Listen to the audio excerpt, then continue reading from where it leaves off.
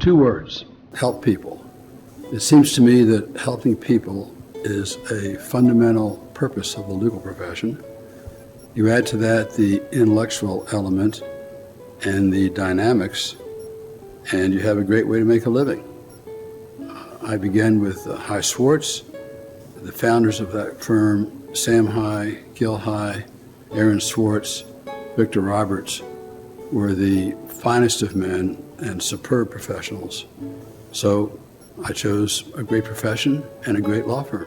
My father, George Butler Sr., was an attorney who grew up in very humble circumstances, opened a solo practice in the midst of the Depression, struggled, survived, grew a respectable list of clients who respected him and stayed with him for many years. He was proud to see two of his sons become lawyers, and he was well respected and of good humor and a very modest man. I try to emulate him every day. As a caddy at the Plymouth Country Club, I got to know quite a few lawyers, and I thought that it'd be this easiest and simplest way for me to get into business for myself eventually. And that's what I wanted to do because I wanted to be self-employed. I was an economics major, and every time I had to write a paper, I wrote on the Boston Milk Shed because I was from Wisconsin, very interested in the dairy business. I talked as a senior with our college president. It was a fairly small college. And he asked what I was going to do next year, and I said, I think maybe get a master's degree in co-op management, take a few courses in the law school. He was a lawyer. He cut me right off. Look, you don't straddle law school. You either get in or get out. You try to straddle law school, and you're going to get run over by the guys that smell the red raw meat of practice. Whoa. So I decided I'd get in. I liked law much better than I had thought I would. I came to respect some very talented people, and here I am today. When I was a kid growing up in the 30s and 40s, I used to listen, radio was a thing then, to a program called Mr. District Attorney, and it had all the different lawyers and all on there. And I used to listen to that radio program, and I just then made up my mind or had a vision or a dream that I wanted to be a lawyer when I grew up. And so be it. Here I am 50 years later. Well, it was not from any long desire to be a lawyer. I really never gave it much thought. After 3 years in the Air Force and 3 years as practicing as a CPA, I decided that wasn't for me. And I enjoyed business, I enjoyed doing tax work, and law seemed like a nice area to go into, better than the others that I had been involved with. And that's how I got into law, and it's probably the best decision I've ever made in my life, except getting married.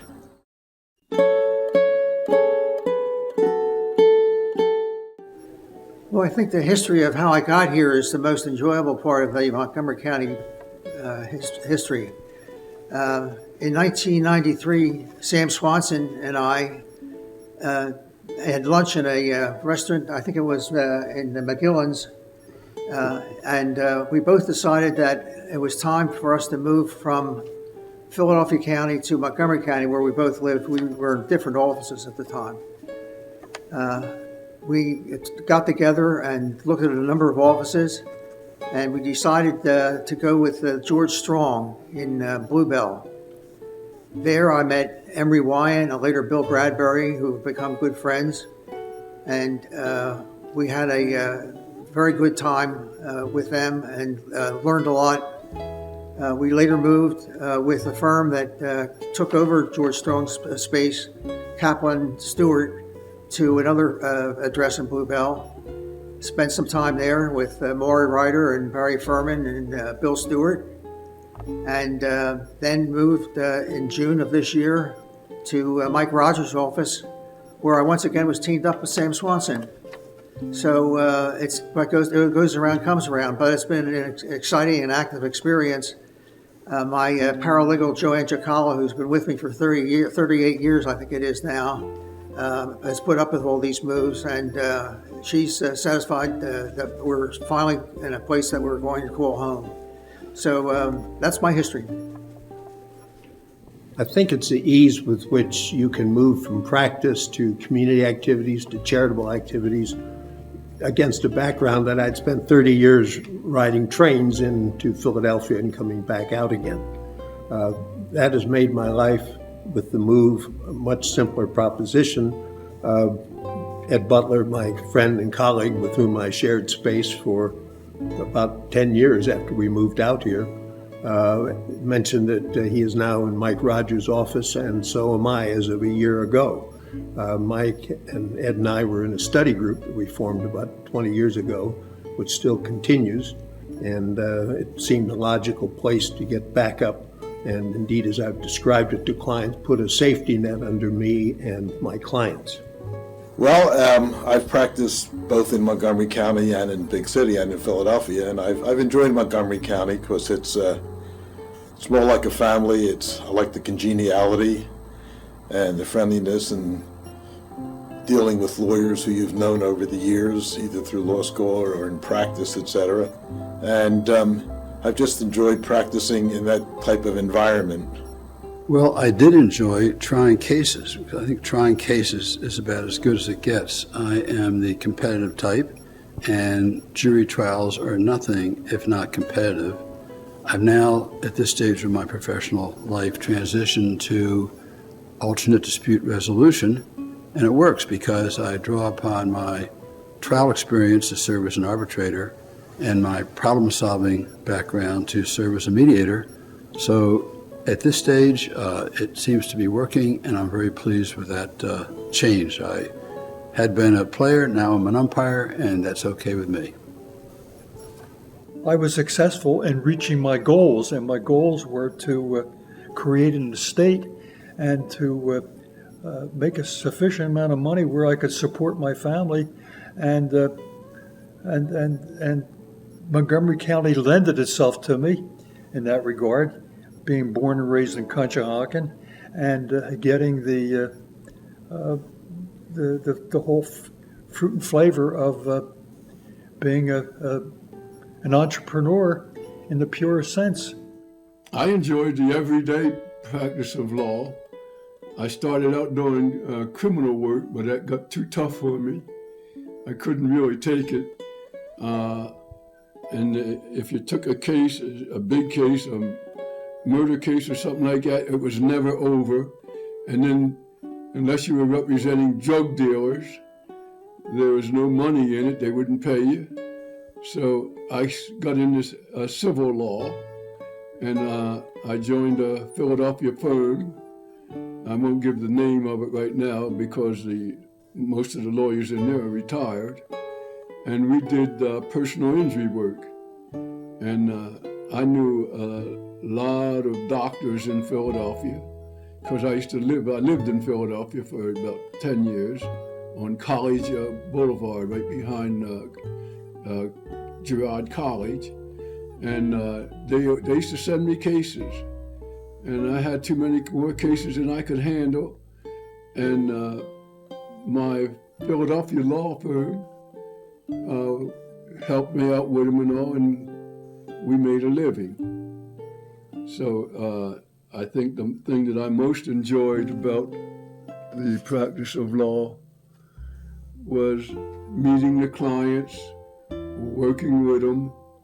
Most of my clients were good guys, as in the criminal work, they were not good guys. And it was just a joy, and I enjoyed working with them. We had to be selective and choose our cases, but most of them turned out all right. And if you get them a good result, they pat you on the back and tell you you're a great lawyer, which you know is not true, but they tell you you're a great lawyer. That's what I enjoyed most.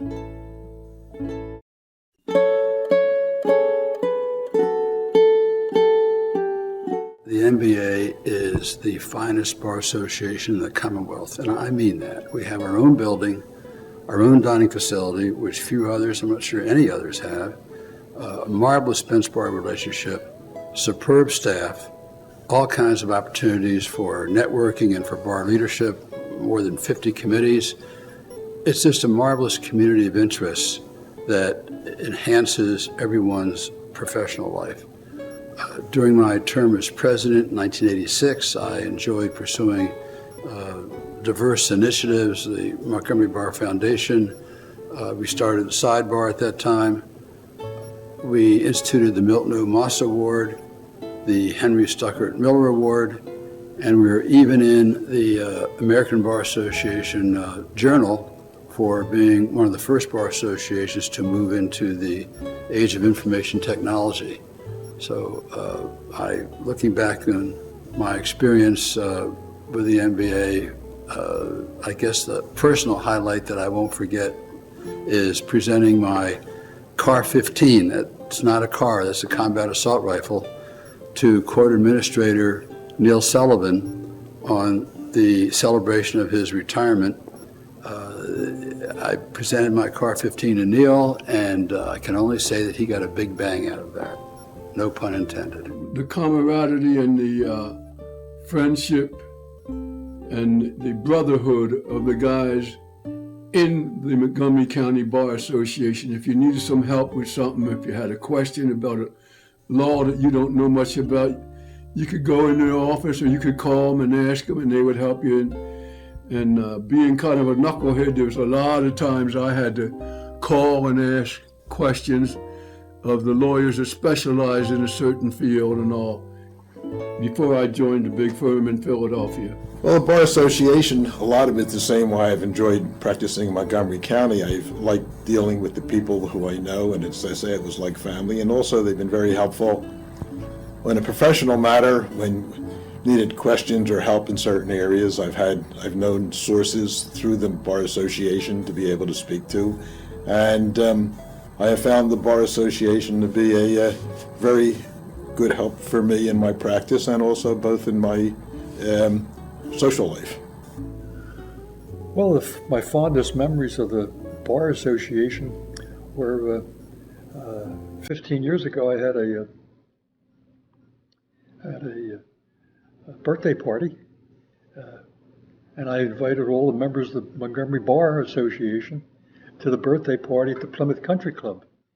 And that was a very, very exciting time for me and my wife. When I came to Montgomery County in 1994, Bill Pugh IV was the president of the association, and he recommended that I get into the Bar Association to enable me to meet people out here in Montgomery County. I joined the editorial board of the Sidebar, and did that for a while and met a lot of wonderful people, some judges and lawyers that I've retained friendships with, and it's been a good 20 years. Well, I think it's the opportunity to meet other lawyers and even judges.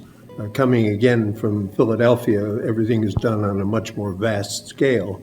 And I've found that the intimate connections here and the friendships are of wonderful change of pace, shall I say. It's fair to say that most of my bar activities at the moment are watching the darkened office of Mike Rogers, whom I assume is out on the hustings representing us all, and ably so.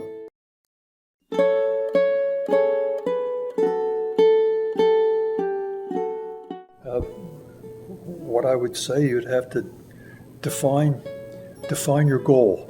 My goal was to create an estate and to retire early, and I didn't want to be broke. And the practice of law, as I indicated, is high labor intensive, and capital isn't a big item. So you have to get into a situation where you can convert your earning power into wealth. Well, if they want to listen to a 50-year-old crab about what he's learned in those years, I would say that the law is more than books and court filings. It's an opportunity to represent people who regard you as a resource and who are a necessary part of their lives, and that you make a big difference in what you do. And you have to keep them in mind as human beings before you consider them as clients. That seems like it's obvious, but in many cases, it doesn't appear to be obvious. First of all, I think it's a wonderful career. And even though there are problems today with changes in the paradigm of law school, with enormous student debt, I still think it's a career that I couldn't imagine being happier in. I think it gives you an opportunity to see relationships.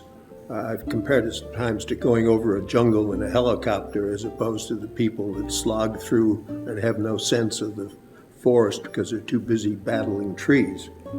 I would recommend that young people look at the divide between planning, which I've always liked, and litigation. I was an assistant DA in our inspector's office for a couple of years, toyed with the civil litigation aftermath, but decided I really like planning better. To me, litigation is kind of picking up broken china. The focus is always backward. I much prefer planning. We're here, we want to get somewhere. How do we safely do that? Like Ed, I've come to respect many people that have been clients for many, many years, not only as an advisor, but they've become friends, and it's been a wonderful chance for me. I should mention in my Montgomery County stay, a longtime co-worker at Deckert, Ida Himes, had steered me to my present office manager, Monica Bell, who has now been with me for over 20 years. And by Labor Day, a friend that she brought in as a paralegal, Terry Harbaugh, will have been with me for 20 years. And finally, as I've moved to the Salvo, Rogers, and Alinsky office, I have lured the same Ida Himes out of retirement from her post at Deckert, and she's back in my office part-time. So I've been greatly supported by these three people, and I'm grateful to them. I think law is probably the best profession that you could possibly go into. I was a teacher for 12 years before I became a lawyer. I was a teacher. Rough job, good hours. It was bad pay 50 years ago. Great pay, great benefits now. If I were going to choose a profession even today, I would choose law.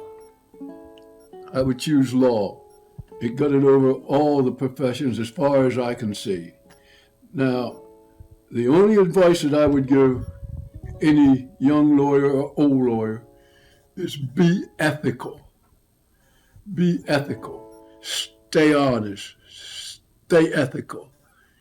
But stay loyal to your clients and to the oath that you took as a lawyer.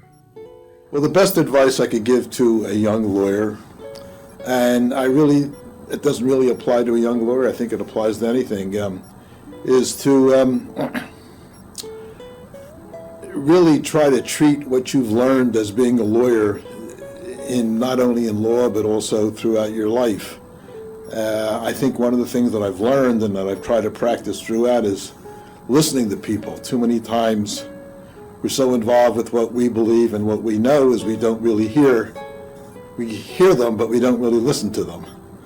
And I think it's important to hear what other people say and to know what they really want and to listen and then draw conclusions and draw decisions from that. And I think that makes us better lawyers. It's much better for our clients, and I think it carries on throughout life. Well, I reduced to 2 words my reasons for choosing the legal profession, helping people. I can reduce to 3 words this advisory context, which is follow your dream. And counterintuitively, begin by starting at the end, not the beginning. Upon retirement, what do you hope to have accomplished? In fact, after passing away, how do you hope to be remembered? Do you want to be remembered as the lawyer who billed 2,000 hours per year for 10 consecutive years, or do you want to be remembered as the lawyer who advanced the profession, contributed to the community, and was respected as being as good as your word?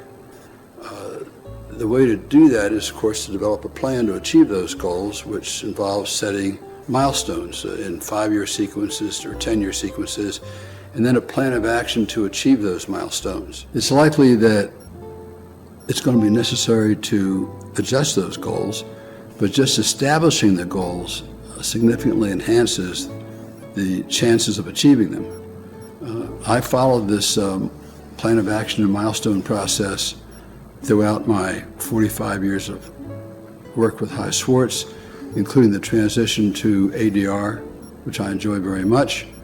I followed through my 40 years in the Navy, and I've even followed it through my 54 years of marriage to a truly phenomenal woman.